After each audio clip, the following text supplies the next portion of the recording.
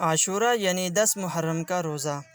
عاشورہ 10ویں محرم کا روزہ ابتدائی اسلام میں فرض تھا، لیکن رمضان کے روزوں کے فرض ہونے کے بعد اس کی فرضیت منسوخ ہو گئی۔ البتہ ہمارے پیارے نبی خاتم الانبیاء صلی اللہ علیہ وسلم نے رمضان کے روزے فرض ہونے کے بعد بھی اس روزے کا اہتمام فرمایا ہے، اس لیے اس کا رکھنا مسنون و مستحب ہے، اور یہ روزہ پچھلے ایک سال کے گناہوں کا کفارہ بنتا ہے۔ وفات سے پہلے والے سال جب رسول اکرم صلی اللہ علیہ وسلم کو بتلایا گیا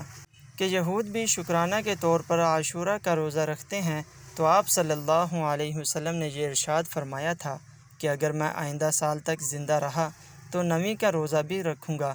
جبکہ حضرت عبداللہ بن عباس رضی اللہ تعالی عنہما نے فرمایا کہ عاشورہ کے دن روزہ رکھو اور یہود کی مخالفت کرو، اس سے ایک دن پہلے یا ایک دن بعد کا روزہ بھی رکھو۔ لہذا فقہائے کرام نے عاشورہ کے ساتھ 9 محرم کے روزہ کو مستحب قرار دیا ہے، اور مشابہت یہود کی بنا پر صرف عاشورہ کا روزہ رکھنے کو مکروہ تنزیہی قرار دیا ہے۔ اس لیے 10ویں کے ساتھ 9ویں یا 11ویں کا روزہ رکھنا بھی بہتر ہے، تاکہ اس عبادت کی ادائیگی میں یہود کے ساتھ مشابہت نہ رہے۔